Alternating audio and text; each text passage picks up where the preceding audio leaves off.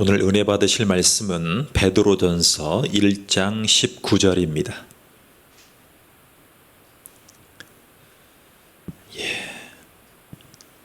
함께 봉독하겠습니다. 시작. 오직 흠 없고 점 없는 어린 양 같은 그리스도의 보배로운 피로 된 것이니라. 다시요. 오직 흠 없고 점 없는 어린 양 같은 그리스도의 보배로운 피로 된 것이니라. 아멘. 싸움이 벌어졌습니다. 싸우다가 맞는 건 괜찮다가 피가 나면, 피가 흐르면 피가 거꾸로 이렇게 솟는 분들이 계십니다. 모든 분들이 그러실 겁니다. 여러분, 태초부터 피는 가장 고귀한 것으로 여겨져 왔습니다. 피, blood. 그런데 세상을 멸망하실 때도 주님이 노아와 가족들에게 당부하신 말씀이 있습니다. 고기를 생명체 되는 피채 먹지 말 것이니라. 여러분, 이 말씀에 보면 제가 다시 읽어드릴게요. 잘 들어보세요. 고기를 생명체 되는 피채 먹지 말지니라. 피는 뭐와 연관이 되어 있습니까? 생명과 연관이 되어 있습니다. 이렇게 명령하신 적이 분명히 있습니다. 자, 그런데 우리나라의 문화 중에 여러 가지 문화가 있는데요. 선지 문화가 있죠. 선지. 돼지 피를 응고해서 먹는 국밥들이 있어요. 우리가 생각해 볼 여지가 분명히 있습니다. 오늘 또 고난주간인데 성막의 제사를 기억하신다면 흠없는 양을 떠올려 보십시오. 여러분, 성경통독 TV에 보면 거기에 양을 직접 데리고 와서 양을 검사하는 장면이 있습니다. 제사장들이. 그리고 검사를 하는데 양의 건강이 피로 측정이 됩니다. 피. 우리도 건강검진하러 갈 때, 건강검진할 때 제일 기본이 되는 게 뭐였죠? 피입니다. 피검사. 피를 많이 뺍니다. 심지어 주사기 바늘로 한 군데 이만큼에 또 이만큼 2번 빼는 경우가 있습니다. 이것을 종합검진. 양이 건강한가 흠이 없는가를 측정할 때 속죄 제사용으로 선택이 되면 이 백성들의 죄를 전가시켜서 용서받았던 장면을 우리는 떠올려 보십시오. 기억해야 됩니다. 하나님이 왕으로 직접 다스렸던 시대를 신정정치 시대라고 합니다. 신이 정치했습니다. 신이 직접 정치하는 겁니다. 우리의 유일하신 하나님께서 직접 정치했던, 여러분, 여러 죄 중에 살인죄를 저질렀던 사람들이 있습니다. 그 중에 민수기 35장에 보면 이렇게 나와 있습니다. 생명의 속전을 받지 말고 반드시 죽일 것이며, 뭐 할 것이며? 반드시 죽이라고 했습니다.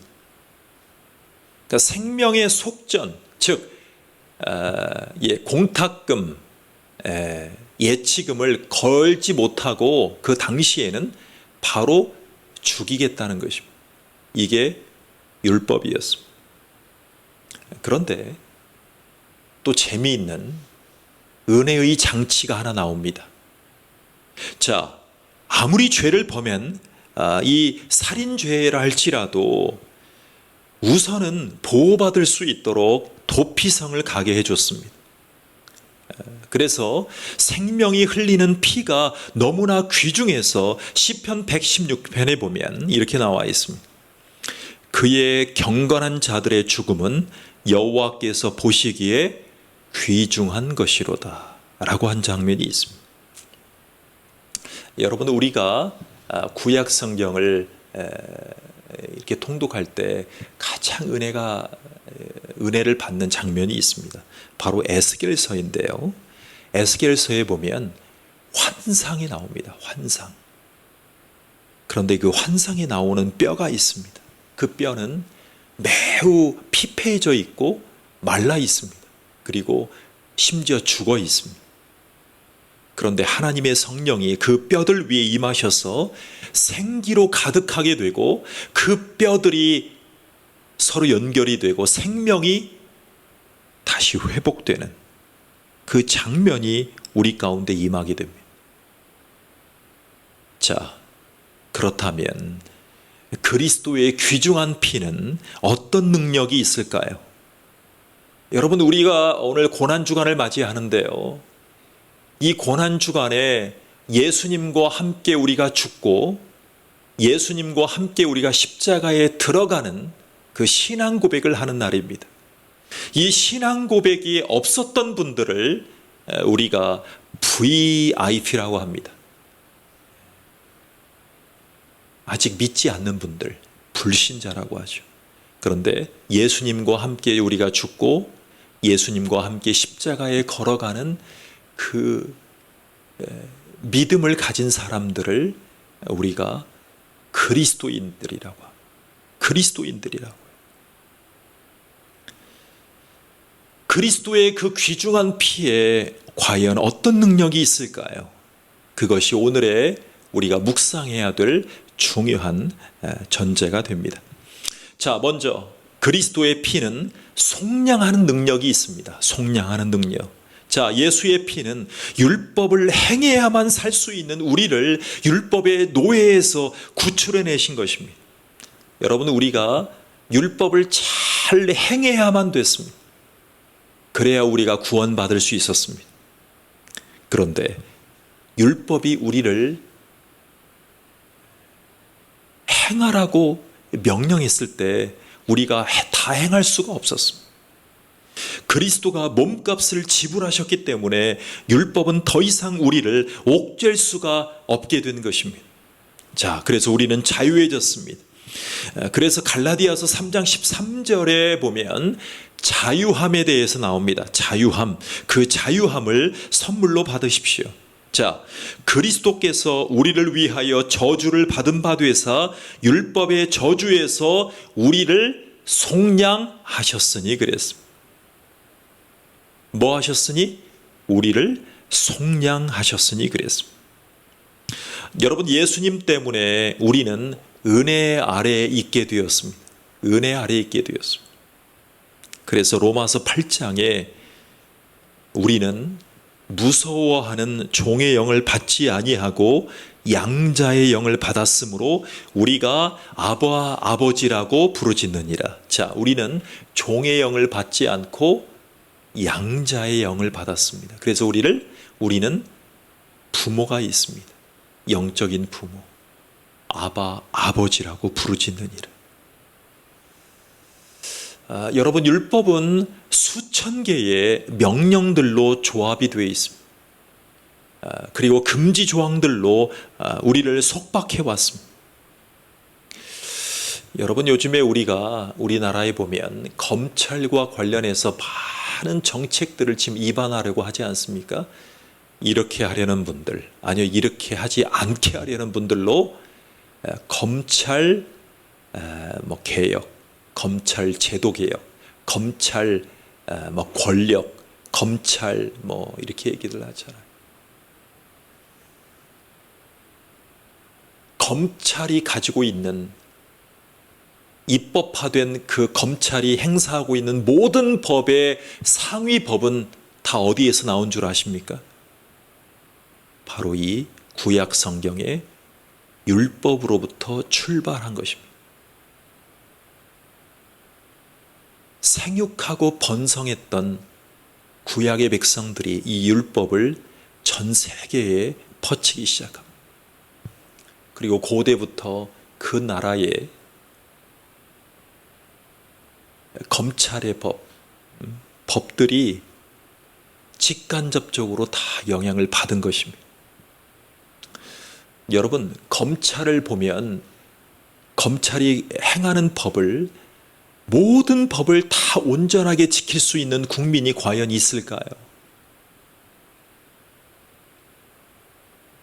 들키지 않아서 용서받아서 지나쳐서 모든 사람들이 이 율법 앞에 마음이 힘들어질 수 있습니다. 율법 앞에 자유로울 수 있었던 사람은 아무도 없습니다. 자, 하나님의 백성일지라도 이 수천 가지의 이 죄 목록에 해당되지 않는 사람은 없었기 때문에 여러분 수송아지를 드렸을지라도 또 다른 어린 양을 바치면서 이 구약의 백성들이 바치면서 계속 바치면서 내일을 위해서는 또 다른 영이 또 다른 양이 준비되어야 하는 그런 삶이 진행되어 왔던 것입니다. 그래서 율법은 나아오는 사람을 결코 온전하게 만들 수 없다는 이 자괴감에 빠지게 할 수밖에 없었습니다. 율법 앞에 온전할 수 있는 사람은 아무도 없었습니다. 여러분, 구약시대에 우리의 희생양이 죽임을 당하게 되었고 마침내 우리의 제사장은 휘장 안으로 사라지셨습니다. 그리고 피가 튀었습니다. 그분의 피가 튀었습니다. 그리고 우리는 정결하게 됩니다. 자, 히브리서 10장은 이렇게 기록합니다. 히브리서는요, 구약의 제사와 긴밀하게 연관된 신약에 들어가 있는 성경인데요. 히브리서에 보면 그가 거룩하게 된 자들을 영원히 온전하게 하셨느니라, 이 말씀이 나옵니다. 자, 그가가 누굽니까? 예수 그리스도가 대제사장 되어서 흘리신 피가 그 피의 피로 인해서 그 피의 공로로 인해서 거룩하게 된 자들을 영원히 온전하게 하셨느니라 그랬습니다. 그래서 우리가 고백하기를 예수의 십자가로 걸어가심은 단번이었다라고 얘기를 합니다. 단번에. 그래서 우리가 그 예수의 그리스도의 피를 의지해서 우리가 용서받은 자들은 영원히 온전하게 우리를 인도하신다는 것입니다. 이 말씀을 기억하십시오. 여러분, 다음으로 그 피의 가치, 예수의 피의 가치는 우리의 죄를 속죄하는 역할이었습니다. 자, 레위기에 보면 피가 죄를 속하니라 라는 말씀이 나옵니다. 17장 11절이에요. 피가 죄를 속하니라. 자, 여러분, 구약의 백성들은 오늘 양을 통해서 수송아지를 통해서 제사를 드렸어도 내일이 되면 또 다른 죄가 율법에 거치기 때문에 또 다른 양을 준비하는 시대에 살고 있었습니다. 그런데 이 신약 시대에 예수가 단번에 시성소에 들어가신 그 공로로 인해서 우리는 그 예수의 피가 죄를 속한다고 고백하고 있습니다. 자, 히브리서 9장 22절에 보면 피 흘림이 없은즉 사함이 없느니라. 피 흘림이 없은즉 사함이 없느니라 그랬습니다. 피를 흘리지 않으면 사함 받지 못합니다.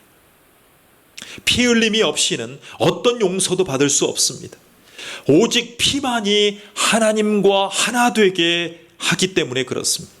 자, 하나님이요, 모세오경에 보면, 토라에 보면 하나님이 당신의 백성들에게 이렇게 경고한 적이 있어요.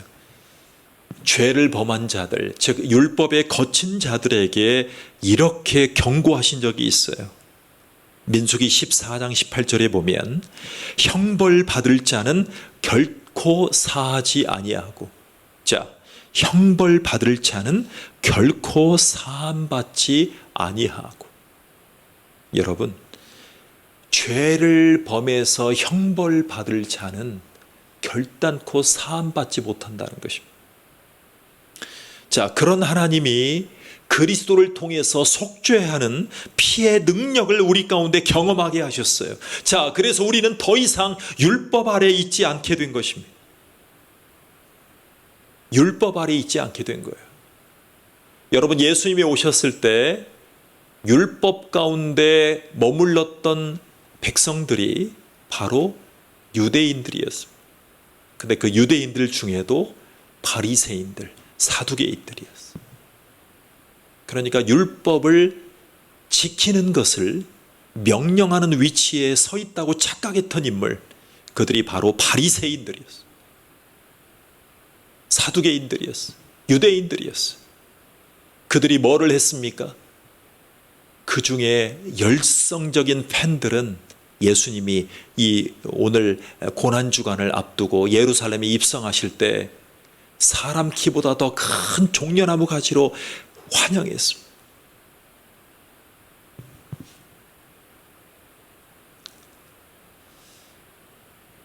율법을 가지고 있었던, 율법을 가르쳤던 유대교 지도자들은 본인들이 율법을 지키고 있다고 생각했어요. 율법을 지키고 있다고 착각하고 있었어요. 그래서 그들이 율법을 가지고 백성들을 휘둘렀어요.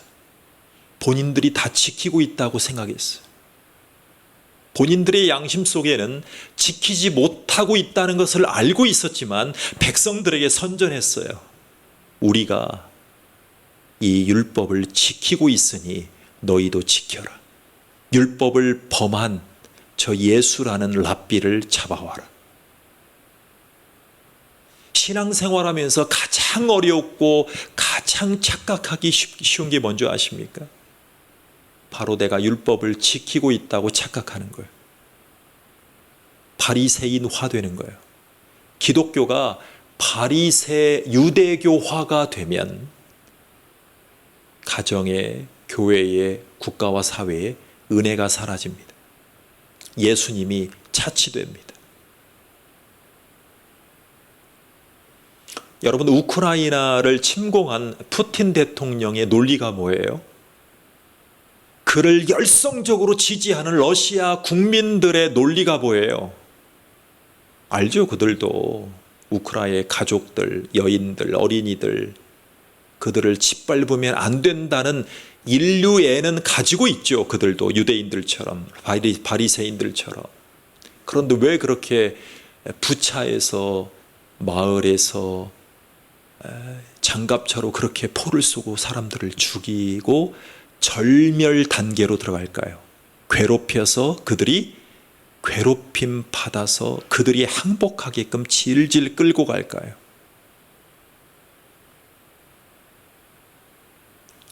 결국에는 이념이에요. 이념. 왜 그들이 가진 국방력을 가지고 상대적인 약소국을 짓밟을까요?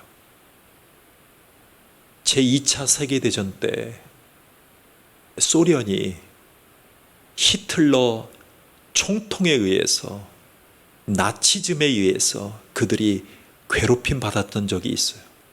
히틀러가 폴란드를 먼저 침공하고 그 주변에 유럽의 나라들을 수없이 침공하고, 우크라이나가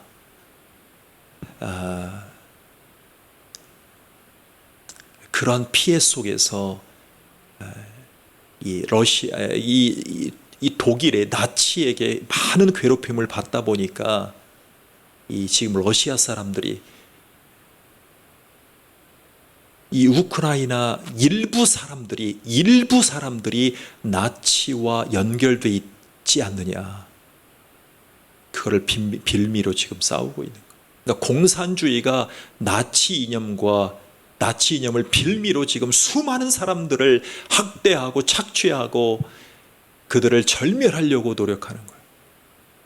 여러분, 심지어 우리가 성경 속에 들어가 보면, 예수님 당시에 들어가 보면 수많은 이 외적들에게 괴롭힘 받았던 이스라엘 백성들이 할 수 없이 짓밟힘 당했던 그 사마리아 지역과 비슷한 상황이라고 볼 수 있어요.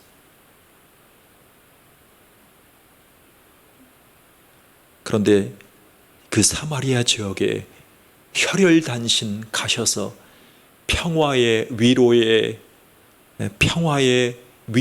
용서의 복음을 메시지를 전했던 분이 누구예요? 바로 예수님이 가셨잖아요. 골고다 언덕에서 기도하셨던 예수님, 갈보리산 그 십자가에 가시기 전에 사마리아의 지역에 가서 그 영혼들을 긍휼히 여겨주시고 그 영혼들을 위해서 복음을 전해주셨어요. 그래서 지금 우크라이나 땅에, 러시아 땅에 가장 필요한 것은 이념이 아니라 복음이 회복되는 것입니다. 그래서 그리스도인들이 지금 복음의 회복을 위해서 기도하고 있는 거예요. 이게 핵심이에요. 우리나라도 마찬가지입니다. 극우 보수 세력들이 좌파의 정책을 물리치고 기독교도 교회도 극우의 이념을 가지고 교회를 운영하려고 하는 분들이 있어요. 바리새화가 되는 거예요. 그렇게 되면 사두개화가 되는 거예요.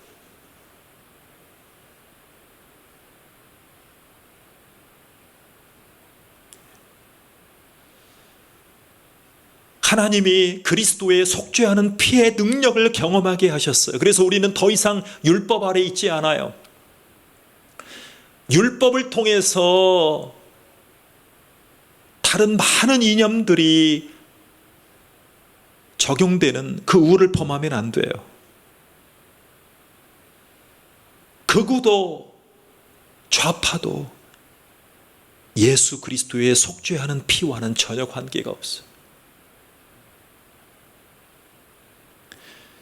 여러분들은 지금 이제 하나님의 아들의 죽음으로 하나님과 화해가 되었음을 기억하셔야만 합니다.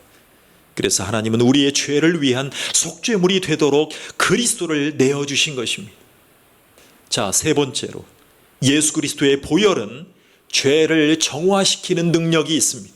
죄를 정화시키는 능력이 있어요. 여러분 요한 1서에 보면 이렇게 나와 있어요. 그 아들 예수의 피가 우리를 모든 죄에서 깨끗하게 하실 것이요. 자, 우리의 모든 죄에서 깨끗하게 해주실 정화의 능력은 바로 뭐예요? 예수의 피예요. 여러분 제가요 수년 전에 우리 교회 앞에 정화조가 있었어요. 정화조 아세요? 정화조.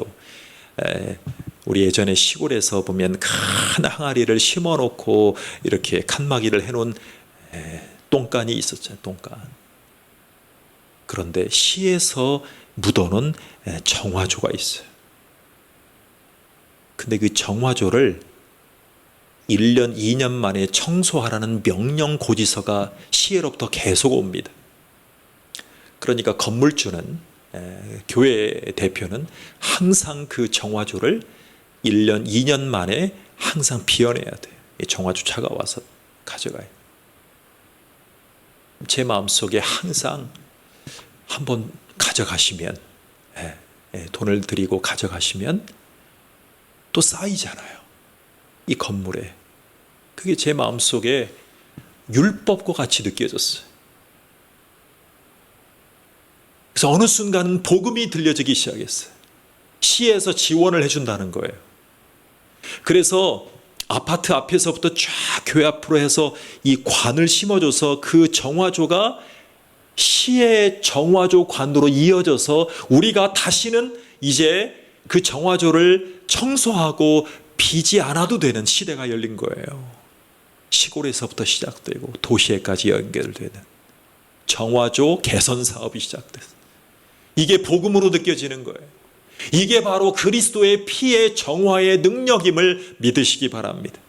이제는 죄책감으로 살아가는 것이 아니라 주님의 우리를 향한 우리의 죄를 속죄하시는, 죄를 정화시키는 능력이 주님께로부터 있음을 믿으시기 바랍니다. 자, 그래서 너희 죄가 주홍 같을지라도 눈과 같이 희어질 것이요 진홍같이 붉을지라도 양털같이 희게 되리라. 아멘. 양털이 얼마나 흰지 저는 많이 봤습니다. 우리의 삶을 희게 하시고 깨끗하게 하시는 그 주님을 우리가 기억합니다. 자, 네 번째로 그리스도의 피는 위험에서 구하는 능력이 있어요. 위험에서 구하는 능력. 여러분 우크라이나처럼 끔찍한 밤을 보냈던 애굽인들을 기억하십니까? 애굽인들. 모든 장자들이 그 지도자의 덕택에 한순간에 쓰러져 갔습니다. 바로 왕의 고집고 바로 왕의 교만한 마음 속에 그 이집트의 전체 가정들의 장자들이 쓰러져 가는 그 순간 가운데 바로의 고집은 멈추지 않습니다.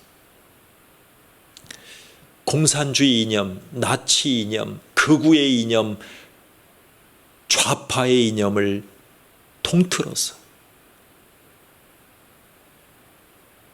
그것을 가지고 있는 지도자를 모시고 있을 때 우리는 어떻게 기도해야 되는가?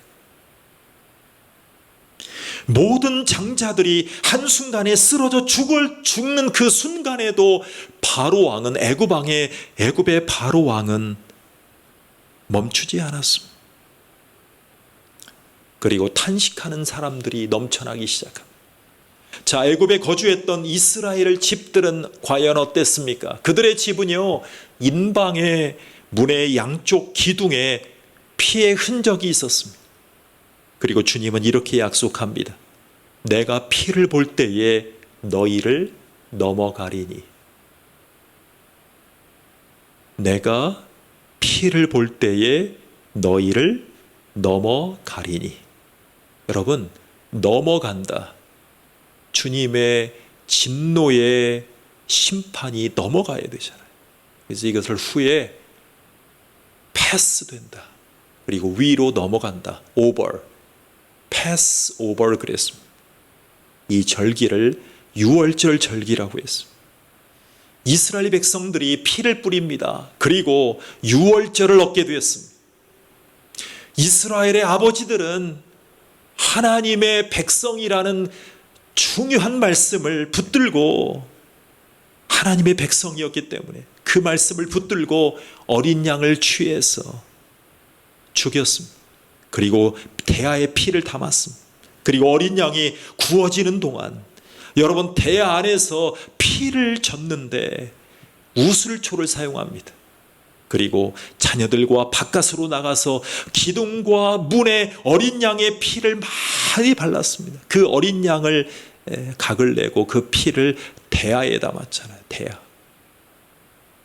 여러분, 그 피를 대야에 담았던 그 순간을 제가 항상 떠올려요. 제 고향이 어디냐면 대야입니다. 대야. 군산과 전주 사이에 익산과 김제를 사통팔다라는 대야라는 곳이 있습니다. 대야.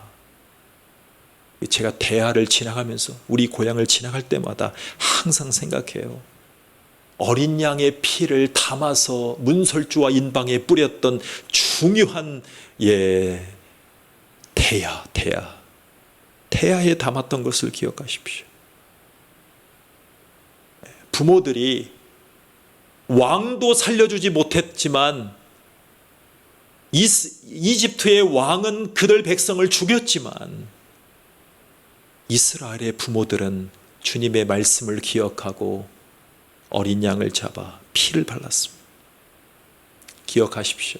우리는 지도자를 위해서 기도해야 됩니다. 그런데 지도자를 위해서 기도하는 것으로 끝나면 안 돼요. 지도자, 대통령, 왕보다 더 큰 역할을 감당할 수 있는 것이 바로 부모예요. 부모가 어떻게 했다고요? 부모가 어린 양을 잡아 대야에다가 피를 담아서 자기 집 문 앞에 발랐다고요. 새로운 대통령이 생기면 우리나라가 발전한다고요? 만만해요.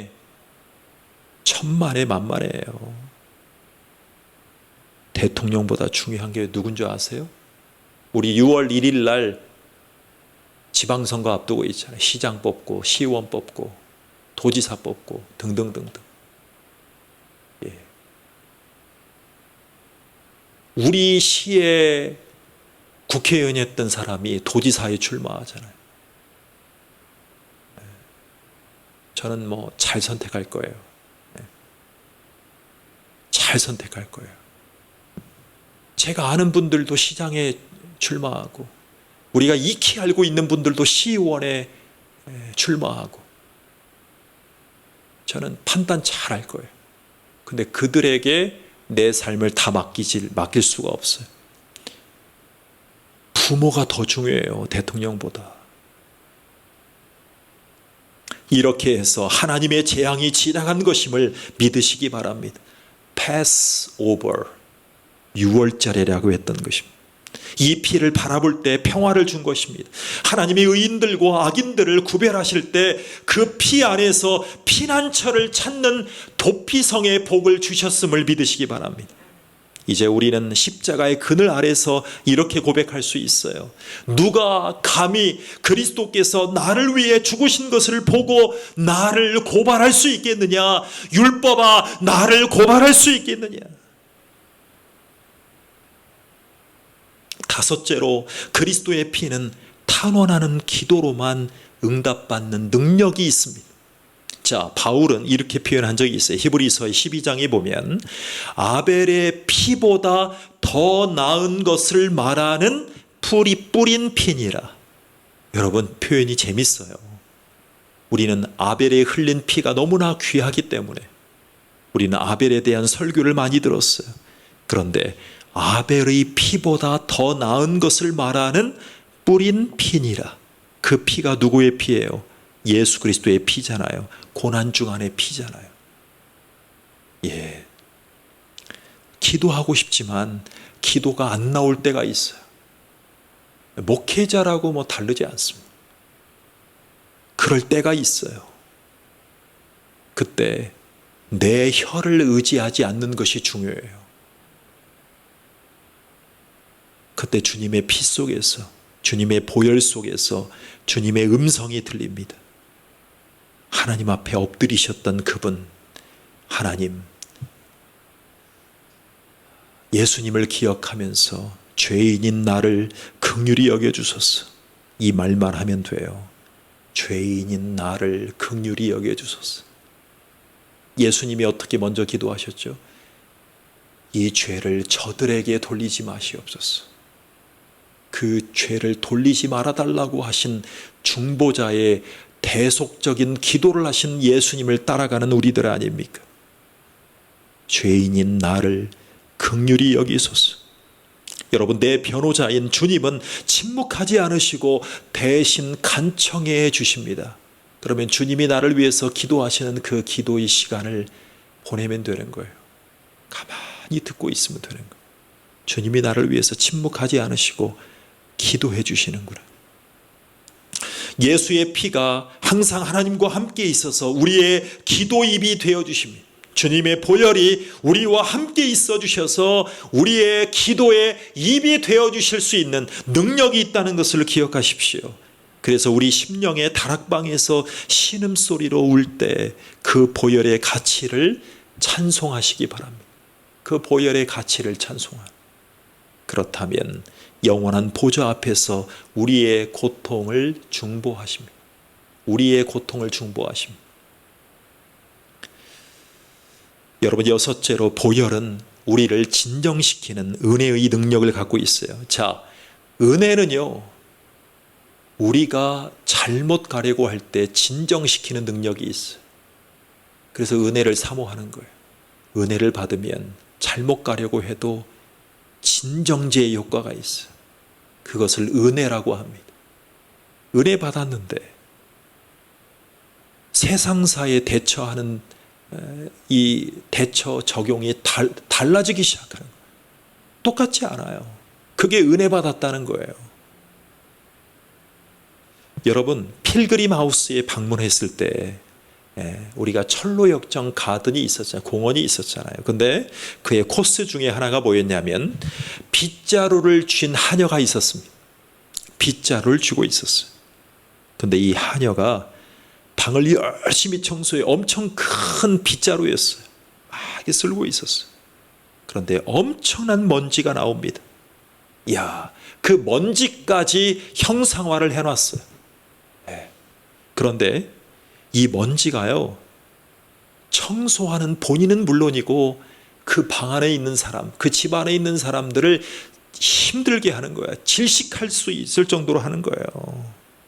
눈 속에 목을 위협하는 정도예요. 네. 그래서 이게 전염병처럼 먼지가 돌아다니기 시작.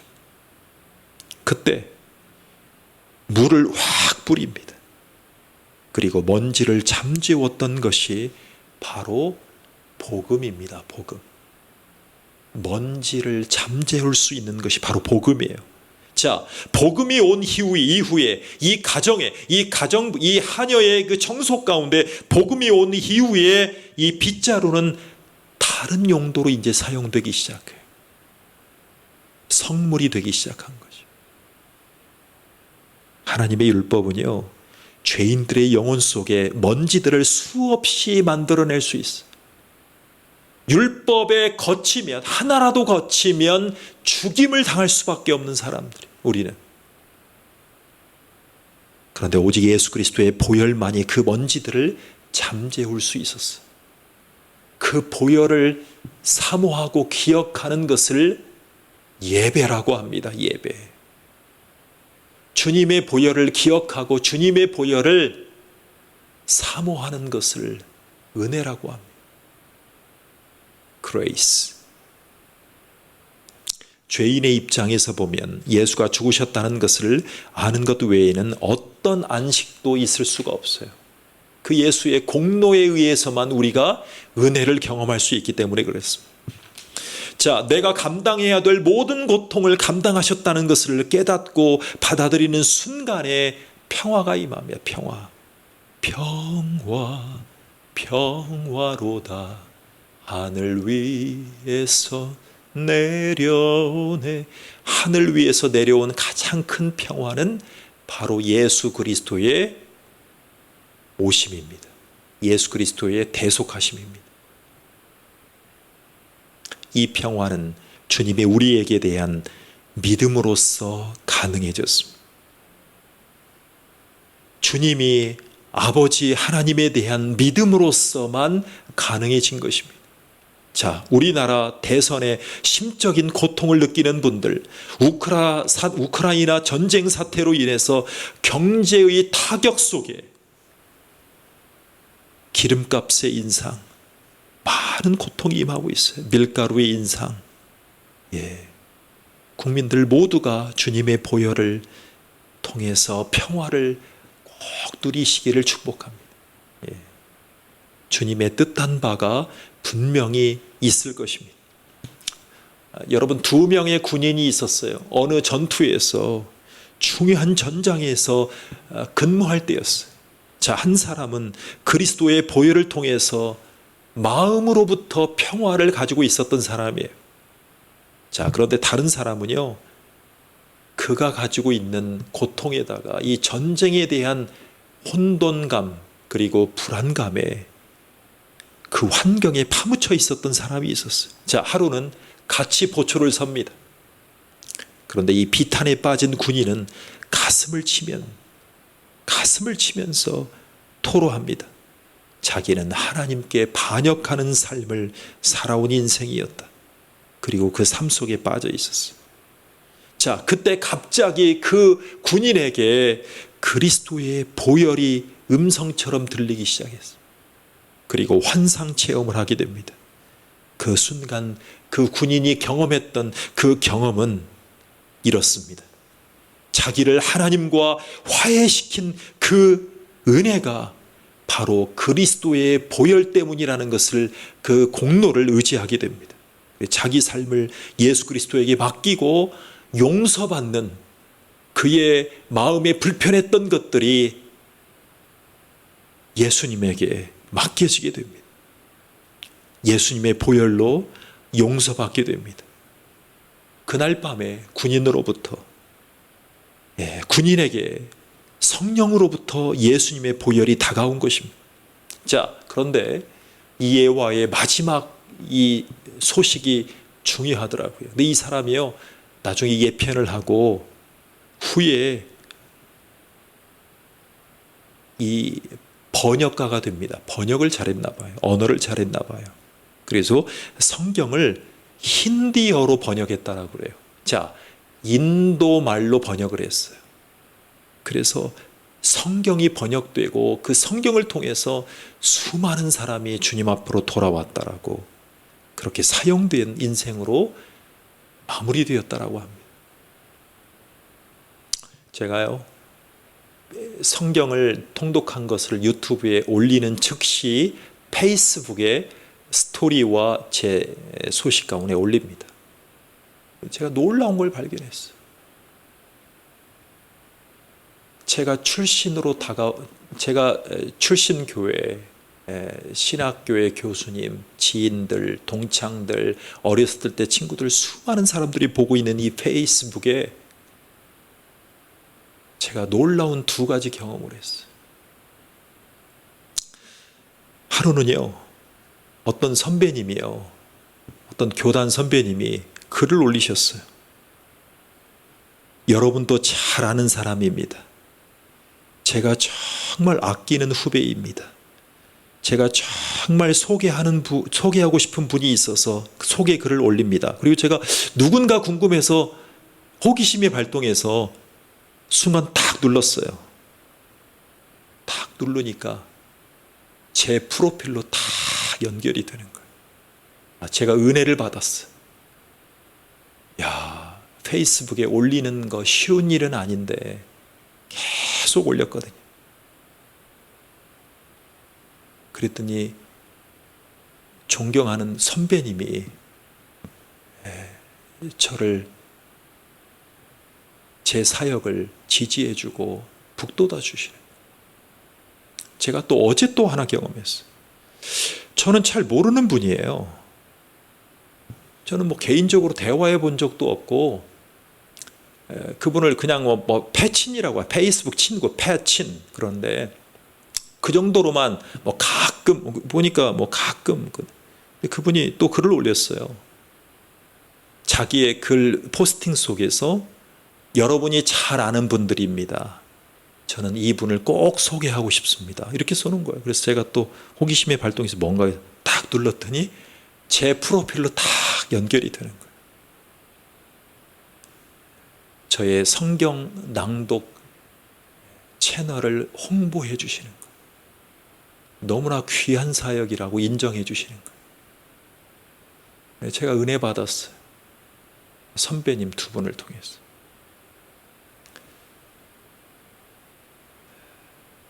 그리고 제가요, 제 유튜브 채널에 보면, 성경 통독 전문 TV 채널에 보면 유입한 경로를 이렇게 파악하는 분석 비교 그 창이 있어요. 유튜브에서 제공해 주는. 근데 클릭 수에 있어서, 조회수에 있어서 가장 많이 클릭한 그룹이 있어요. 그게 바로 페이스북 그룹이에요. 거기에서 40%의 사람들이 들어와요.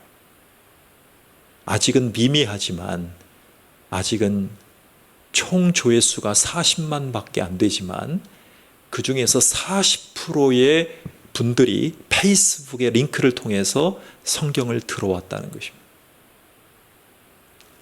이 군인처럼 저도 하나님 앞에 기도합니다. 하나님, 많은 사람들이 성경을 듣고 읽고 성경을 경험하면서 교회로 턴하고 믿음을 회복하고 구원받을 수 있게 해달라. 그리고 이 성경이 유튜브의 번역 기능을 통해서 지금 한 20개 나라를 번역 언어를 링크를 해놨는데, 제가 한국말로 낭독하지만 그들의 언어로 밑에 유튜브에서 제공해 주신 기능으로 딱 설정을 해놓으면 그들의 언어로 딱 뜨게 됩니다. 그러면 성경을 듣게 되어서 교회로 돌아오고 말씀으로 구원받을 수 있는, 그리스도의 보혈이 튀기는 그런 귀한 사역으로 인도해달라고 저는 기도하고 오늘도 이사야를 올릴 것입니다. 이사야는요, 예수님의 잠잠한 털 깎인 양처럼 주님 앞에 나아갔던 그 복음이 서려있는 아주 귀중한 성경이에요. 우리는 이 말씀을 기억하고 싶어요. 바울이 목양의 서신을 썼던 디모데전서 말이죠. 자, 읽어드릴게요. mit보다 모든 사람이 받을 만한 이 말이요, 그리스도 예수께서 죄인을 구원하시려고 세상에 임하셨도다 그랬습니다. 여러분, 대속의 교리는 복음의 핵심이자 진수임을 믿으십시오. 우리를 위한 대속의 보혈을 굳건히 붙들고 있으면 평안과 평화를 주는 능력을 경험하실 거예요. 자, 우리 인생이 전쟁스러운 삶일지라도 진정한 평화를 누리시는, 구원받으시는 저와 여러분 되시기를 축원합니다.